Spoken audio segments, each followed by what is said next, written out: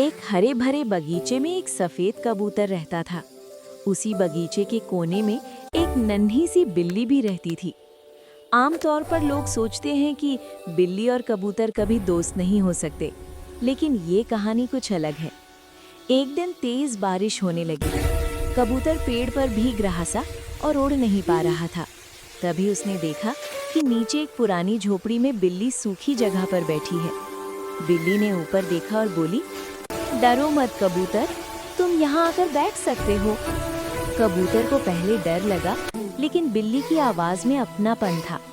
वो उड़कर झोपड़ी के पास आ गया। बिल्ली ने उसे जगह दी और दोनों बारिश रुकने का इंतजार करने लगे।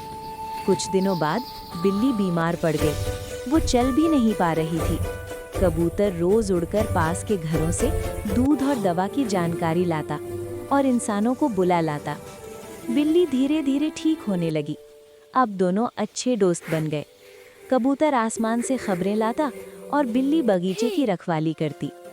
बगीचे के सारे जानवर ये देखकर हैरान थे कि सच्ची दोस्ती बहुत समय पहले की बात नहीं देखती। एक बहुत बड़ा हरा भरा और सुंदर जंगल था। रंग बिरंगे फूल और तरह तरह के जानवर रहते थे।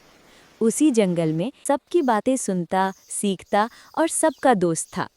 उसी जंगल में एक शानदार, सुंदर और गर्वीला मोर भी रहता था। उसका नाम था नीलू। नीलू जब पंख फैलाकर पानी में अपनी परछाई देख रहा है। मीठू बोला, वाह नीलू, तुम तो बहुत सुंदर। मुस्कुराया और बोला, सुंदरता अच्छी बात है, पर दोस्ती उससे भी सुंदर होती है। नीलू ने ध्यान नहीं दिया, लेकिन मीठू की बात उसके मन में बैठ गई। कराया। मीठू बोला, चिंता मत करो दोस्त, तुम मेरे ने मिलकर बारिश का मजा लिया। अध्याय 4, दोस्ती की शुरुआत। अब मीठू और नीलू रोज मिलने लगे। मीठू नीलू को उड़ने की कहानियां सुनाता और नीलू मीठू को अपने नृत्य से खुश करता। धीरे धीरे दोनों की गहरी दोस्ती हो गई। अध्याय 5, खतरे की आहट। एक दिन जंगल में एक चालाक सांप आ गया। वो जानवरों को डराने लगा। एक दिन उसने नीलू पर हमला करने की कोशिश की। नीलू डर गया और जोर से चिल्लाया। मीठू ने ये देखा और तुरंत पूरे जंगल में शोर मचा दिया, सावधान, सांप आया है। अध्याय 6, जंगल की एकता। मीठू की आवाज सुनकर हाथी, हिरण, बंदर और शेर सब इकट्ठा हो गए। सब ने मिलकर। बहुत समय पहले की बात है। दूर दराज फैले एक घने जंगल में तरह तरह के जानवर रहते थे। वही जंगल कभी शांति का प्रतीक था, पर समय के साथ वहां डर और सन्नाटा फैल गया था। इसका कारण था जंगल का राजा, एक बूढ़ा शेर। ये शेर कभी बहुत शक्तिशाली हुआ करता था। उसकी दहाड़ से पूरा जंगल कांप उठता था। कोई जानवर उसके सामने आंख उठाकर देखने की हिम्मत नहीं करता था। वो तेज था, ताकतवर था और न्यायप्रिय भी। पर समय किसी का नहीं होता। उम्र बढ़ने के साथ उसका शरीर कमजोर हो गया। दांत घिस गए। पंजों में पहले जैसी ताकत नहीं रही। अब वो शिकार नहीं कर पाता था। बूढ़े शेर की चालाकी।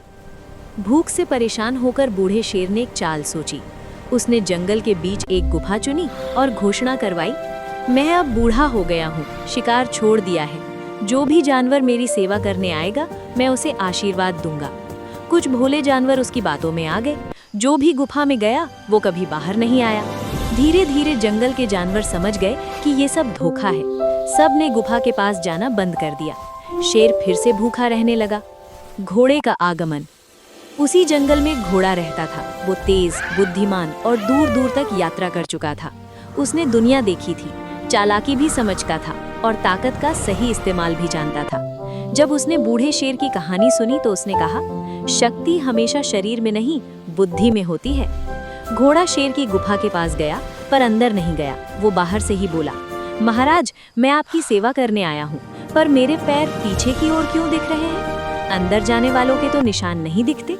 शेर समझ गया कि ये घोड़ा बहुत समझदार है। संवाद और सच्चाई। शेर ने भारी आवाज में कहा, घोड़े, अब मुझ में ताकत नहीं रही। मैं भूखा हूँ, लाचार हूँ। घोड़े ने शांति से उत्तर दिया, महाराज, ताकत कम हो सकती है, पर भूख से चालाकी नहीं मिटती। पहली बार शेर को किसी ने सच कहा था। वो चुप हो गया।